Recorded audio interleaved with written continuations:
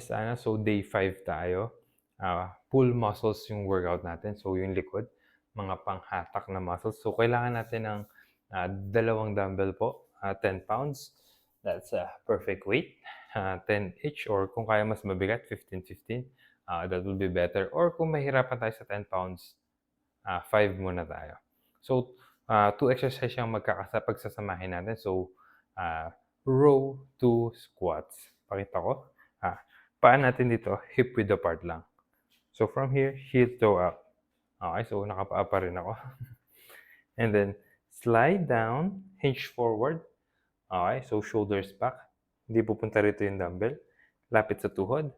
Pull, down, stand up, squat down, rise. That's your 1 count. Again, down to row, rise up, squats. Okay po, so huwag malilito. Hindi siya tuloy-tuloy na nakaganito tapos uupo ka. Okay, so tatayo muna tayo tapos squat down.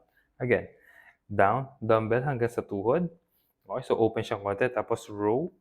Pag row natin, yung elbows target papunta sa likod. Okay, hindi pataas. Papunta sa likod. Alright, squeeze yung back. Slowly drop. Rise. Squat down. And rise up. Profile. Harap po. Check natin. Down. Check elbows. Hindi naka-open. Keep it close to your body. Squeeze yung back. Down. Rise. Then squat down. So 10 repetitions lang po. First exercise natin for day 5. Second exercise natin, Miss Anna. So kailangan natin ng mat. So Superman's yung tawag dito. Working your posterior chain. So yung lower back. Especially yung gitna ng back natin. Dadapa po tayo. Alright. So down. Extend yung kamay all the way out. Now, lift yung chest off floor, pati yung legs ng sabay for 15 repetitions. So, ganito, hold it up. So, up, hold, slow release. Again, quick yung pagtaas, exhale, then slow pagbaba. Okay, yung pinakamataas na kaya natin, chest and legs off the floor. Alright, kung kaya may hold sa taas ng 1 second, that will be great. And then yung kamay, yung open ng kamay natin is around ganyan, shoulder width or wider than shoulders, tapos yung paa, shoulder width din sa baba. Okay ba? So, that's your second working set. Superman's. Ayan. Focus nyo po is yung glutes, yung lower back natin, strengthening for better posture. Okay pa? Next working set natin, Miss Anna. So, kakailangan natin ng 5 to 10 pounds na dumbbell ulit. So, nagpalit ako para mas makita mo yung wrist and execution natin. So, feet, shoulder width apart. So, wider than your normal stance. Slide bend, para hindi tayo magsuswing. Slide bend sa knees, okay? So, hindi nakalock, slide bend. So, control, lock yung quads, hamstrings and glutes. Now, yung dumbbell po lagay sa harap natin, sa thighs, and then lift pataas. Okay, target niya is chest level, tapos yung elbow higher ng konti sa shoulders. Okay, so drop tayo. So, dapat dalawang kamay ito sabay. So, check yung elbows, target niya pataas. Exhale up, inhale down. So, 15 repetitions ng upright row. Working your biceps, shoulders, traps, and upper back. So, exhale up, inhale down. So, ganun pa again. Up. So, check. Yung dumbbell, yung wrist ko, neutral. Elbow ko, mas mataas sa kamay.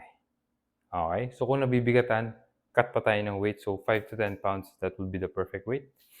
So, madalas kasi ganyan ginagawa ng tao. Okay? So, pilit nilang tinataas yung dumbbell kaysa sa elbow.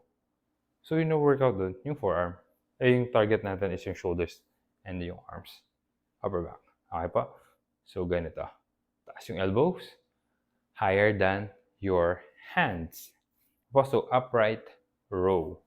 After ang upright row natin, Miss Anna, so lipat naman tayo sa shoulder press. Same weight yung gagamitin natin, so 5 or 10.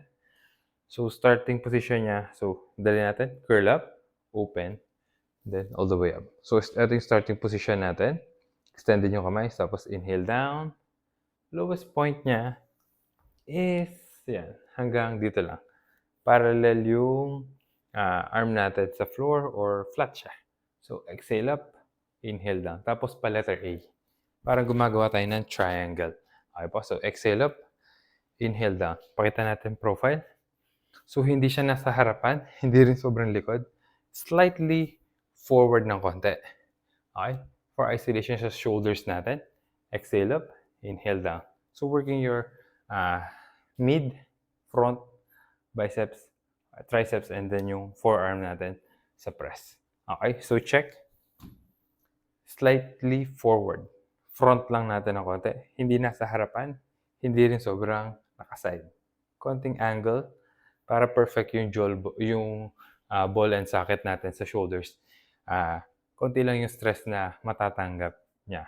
Okay po, habang minamaximize natin yung range of motion niya for pushing all the way up and then down. Okay po. Okay, last exercise natin, Miss Ana. So gagamitin natin yung bar sa likod nung ano niyo po ng rock ng pull-up bar niyo, yung sampayan. Tapos pull tayo sa sarili natin. Ilagay natin sa yung pinakamataas na meron siyang dalawa yata po yun. So pull natin yung sarili natin pataas. Hands wider than shoulders. So hindi ganyan, ganon. And then yung target natin pag naka-angle tayong ganon. Imagine pull-up bar kasi yun sa akin muna. So yun, demo ko muna. Kwento ko kung paano siya gagawin. Make sure yung target natin, starting position is nakapa-triangle tayo. Nakapahiga ng konti po. Tapos, ano siya, nakapahiga ng konti. Nakapaganyan yung katawan mo. Tapos, nandito yung bar. Nandito, ito po yung bar, yan, sa area na yan. Tapos, pull. Bali yung, ano niya, pag nakatingin ka, level ng eye. Tapos, pag hatak mo, pupunta sa chest level mo, shoulder level yung bar. Tapos exhale, pull, inhale down. So pakita natin. So parang ganito po siya. So ganyan. Tapos exhale, pull, inhale down. Alright? Pero hindi pull-up bar yung gagamitin nyo po. Yung bar na naka-flat kayo sa floor. Bale nakahiga kayo ganun. Ay po, so sana naintindihan nyo yung last demo. Yan.